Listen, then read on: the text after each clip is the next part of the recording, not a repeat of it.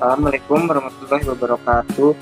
Kami dari kelompok 7 ingin mempresentasikan tentang bus dan sistem bus. Bus adalah sebutan untuk jalur di mana data dapat mengalir dalam komputer. Karakteristik penting sebuah bus adalah bahwa bus merupakan media transmisi yang dapat digunakan bersama. Sistem bus yaitu sebuah bus yang menghubungkan komponen-komponen utama komputer seperti CPU, memori, dan input-output. Struktur bus terdiri dari 3 bagian, yaitu bus data, bus alamat, dan bus kontrol. Bus data adalah saluran data yang menyediakan lintasan bagi pergerakan data antar modul sistem. Bus alamat digunakan untuk menandakan sumber atau tujuan dari data pada bus data. Bus kontrol digunakan untuk mengontrol akses ke saluran alamat dan menggunakan saluran data dan saluran alamat.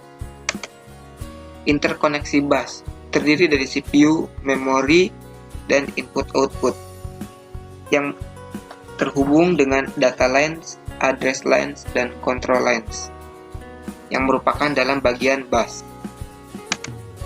Jenis bus pertama adalah bus lokal. Bus yang paling sederhana terdiri atas set kawat atau kabel atau jejak, trace, jika ia diproduksi sebagai bagian dari papan sirkuit. Bus ini disebut local bus karena ia merupakan bagian dari peralatan yang menggunakan dan mengontrolnya. Bus lokal terbagi menjadi 3, yaitu address buses, bus alamat, cenderung dikhususkan untuk suatu tujuan dan biasanya bersifat unidirectional. Ia paling sering mentransfer alamat dari counter program PC, register stack, atau putaran komputasi alamat ke memori, namun bukan sebaliknya. Data buses, bus data, cenderung bersifat umum dalam penggunaannya dan bersifat bidireksional. Ia bisa membawa data, instruksi, dan juga alamat, dan dia menyampaikan data ke dan dari sistem memori utama, peralatan input-output yang dilengkapkan, dan ALU. Control buses, bus control, membawa signal dari unit control ke komponen lain, komputer, dan kembali ke unit control. Signal control yang ia bawa akan mengontrol operasi dari komponen yang menerima signal tersebut. Saya akan melanjutkan penjelasan dari Yusuf Oirudin tentang jenis bus. Yang kedua yaitu sistem bus. Tidak seperti halnya bus lokal, sistem bus system adalah komponen fungsional independen dari komputer.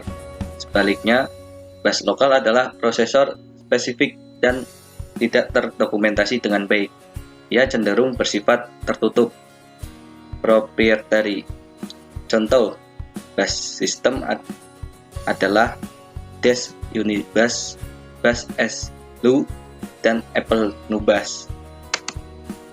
Ketiga, bus lokal diperluas, expanded local bus, yang kebanyakan dijumpai dalam sistem mikrokomputer adalah bus lokal dengan ekstensi khusus untuk penggunaan di luar CPU.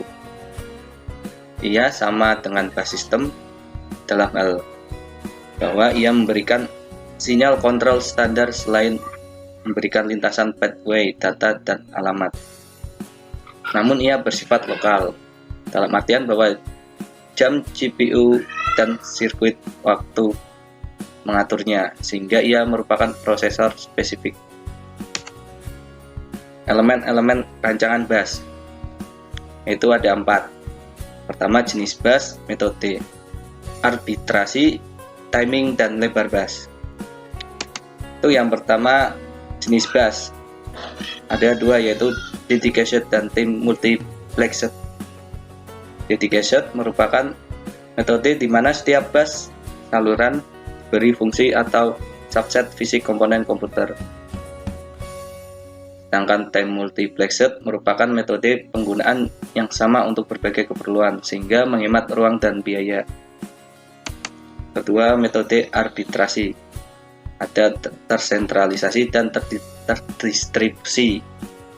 Yang dimaksud tersentralisasi yaitu menggunakan arbiter sebagai pengatur sentral, sedangkan terdistribusi, yaitu setiap bus memiliki akses kontrol logik. Ketiga, timing. Ada sinkronus dan asinkronus. Sinkronus yaitu terjadinya event pada bus ditentukan oleh clock atau waktu. Sedangkan asinkronus terjadinya sebuah event pada bus mengikuti dan tergantung pada event sebelumnya.